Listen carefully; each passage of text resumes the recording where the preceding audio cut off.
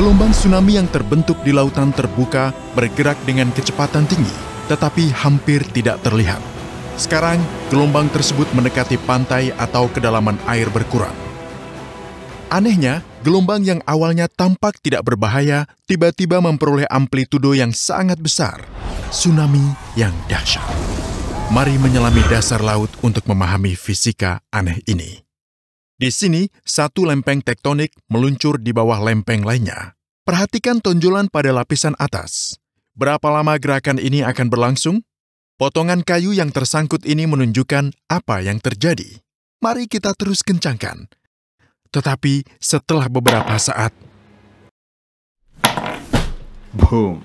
Mirip dengan percobaan tersebut, dasar laut melepaskan semua energi yang terkumpul dalam waktu singkat. Beginilah cara gelombang tsunami terbentuk. Jika seluruh lautan bisa dikuras dengan sihir, Anda akan melihat dengan jelas berbagai bagian permukaan bumi. Bagian-bagian tersebut disebut lempeng tektonik. Permukaan bumi terdiri dari berbagai lempeng tektonik yang relatif bergerak satu sama lain.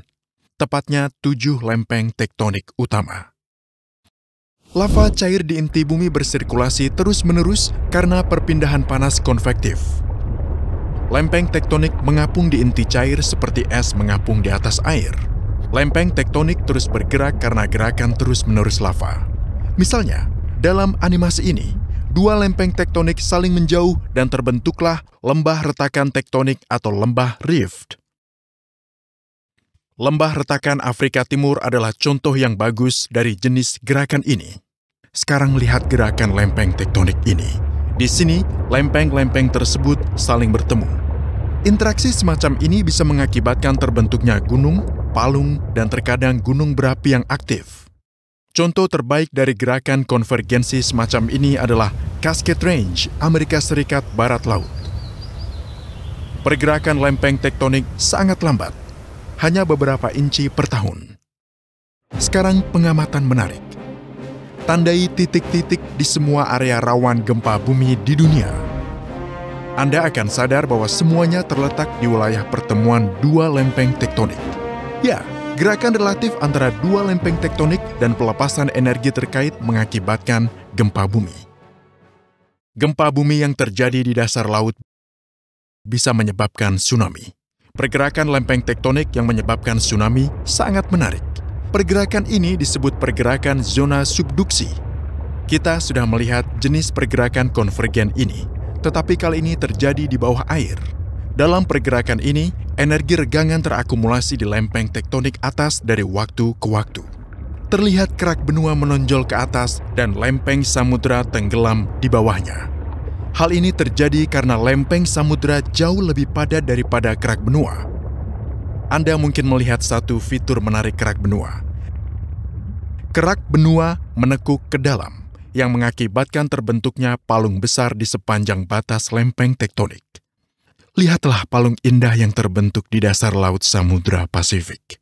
Namun, berapa lama akumulasi energi ini berlangsung? Beberapa zona subduksi menyimpan energi selama berabad-abad. Di zona subduksi lainnya, energi regangan dilepaskan secara bertahap dari waktu ke waktu. Peristiwa pergeseran yang lambat ini tidak mengakibatkan tsunami.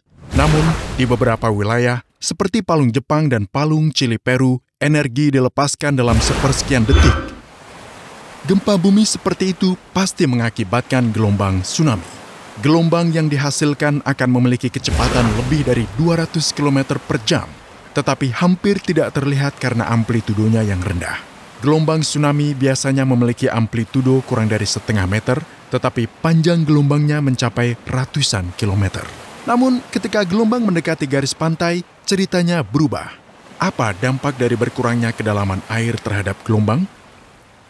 Ayo kita buat gelombang untuk mencari jawaban dari pertanyaan ini. Catat waktu yang dibutuhkan gelombang untuk mencapai sisi lain dari tangki, yaitu 1,9 detik. Tapi saat kedalaman air menjadi setengah, gelombangnya membutuhkan waktu lebih lama untuk sampai ke sisi lainnya.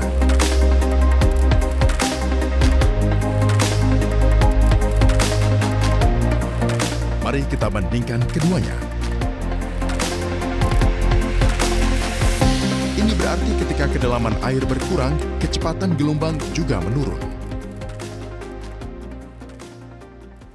Mirip dengan percobaan tersebut, saat gelombang mendekati pantai, kecepatannya berkurang secara signifikan. Frekuensi gelombang tetap konstan selama proses ini. Ini berarti gelombang harus mengurangi panjang gelombangnya di wilayah dangkal. Namun, karena energi keseluruhan tetap konstan, satu-satunya pilihan untuk mempertahankan energi konstan adalah dengan meningkatkan amplitudo gelombang. Fenomena ini disebut pendangkalan gelombang. Inilah alasan mengapa gelombang tsunami menjadi sangat besar di dekat pantai. Gelombang yang bergerak lambat dengan amplitudo yang sangat tinggi. Akhirnya, gelombang ini menghantam pantai, menimbulkan kehancuran. Perlu dicatat bahwa dalam gelombang tidak ada gerakan horizontal materi. Jika Anda meletakkan bola-bola di sepanjang jalur gelombang, bola-bola itu hanya akan berosilasi di posisi mereka sendiri. Pembentukan tsunami benar-benar merupakan kekejaman fisika. Tidak ada partikel air yang bergerak maju. Tetapi karena keadaan, amplitudo gelombang menjadi sangat tinggi sehingga menghantam pantai. Ada kepercayaan populer bahwa jika terlihat garis pantai surut drastis di pantai, Anda akan segera mengalami tsunami. Kepercayaan ini ada benarnya. Terkadang palung tsunami mencapai pantai terlebih dahulu. Ini berarti Anda akan tiba-tiba melihat garis pantai surut. Setelah beberapa detik, puncak tsunami akan mencapai pantai. Namun, perlu dicatat bahwa tidak semua tsunami didahului oleh surutnya garis pantai. Terkadang, puncak tsunami tiba lebih dulu. Tsunami Samudra Hindia tahun 2004 merupakan tsunami paling dahsyat yang pernah disaksikan manusia. Tsunami ini menjulang setinggi lebih dari 30 meter dan menewaskan lebih dari 340.000 orang. Tsunami ini disebabkan oleh gempa bumi bawah laut yang dahsyat di dekat Sumatera, Indonesia. Gempa bumi ini sangat kuat, berkekuatan sekitar 9,1 hingga 9,3 skala Richter. Di Sumatera saja, lebih dari 100.000 orang tewas. Gempa bumi ini terjadi karena lempeng Hindia terdorong ke bawah lempeng Burma, yang tiba-tiba bergerak dan mendorong dasar laut ke atas. Gempa bumi ini berlangsung selama hampir 10 menit, menjadikannya salah satu gempa bumi terpanjang yang pernah tercatat. Energi yang dilepaskan setara dengan 23.000 bom atom Hiroshima.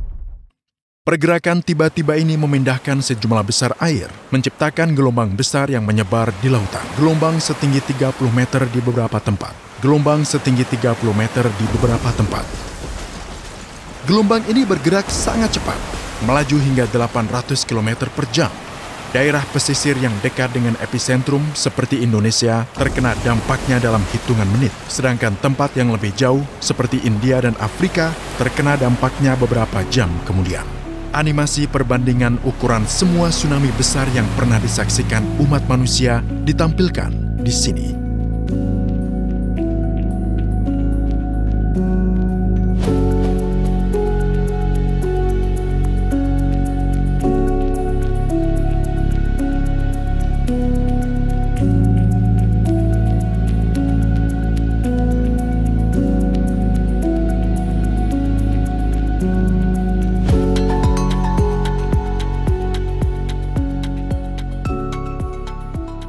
Gempa bumi bawah laut merupakan penyebab utama terjadinya tsunami.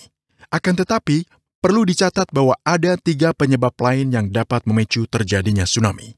Letusan gunung berapi di bawah laut merupakan penyebab utama lain yang dapat memicu tsunami. Ketika gunung berapi bawah laut meletus, gunung tersebut bisa meletus atau runtuh, mendorong air keluar dan membentuk gelombang besar yang pada akhirnya menciptakan tsunami.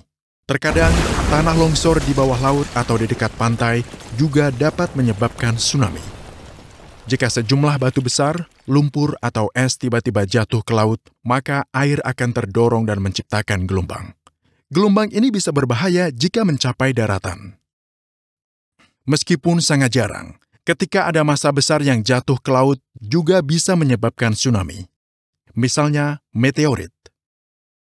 Tsunami di bendungan Vayong terbentuk dengan cara yang sama. Massa besar tanah longsor menghantam badan air. Ketika massa besar menghantam air, ia menciptakan percikan yang bisa berubah menjadi gelombang besar. Untungnya, tsunami semacam ini tidak sering terjadi. Pada tahun 2004, tidak ada sistem peringatan dini tsunami di Samudra Hindia. Tragedi tahun 2004 menjadi peringatan bagi semua negara. Mereka kemudian meluncurkan pelampung untuk mendeteksi perubahan laut sedini mungkin. Sensor tekanan di dasar laut mendeteksi setiap perubahan ketinggian permukaan air. Data tekanan ini dikirim ke pelampung yang dilengkapi antena dan kemudian diteruskan ke satelit.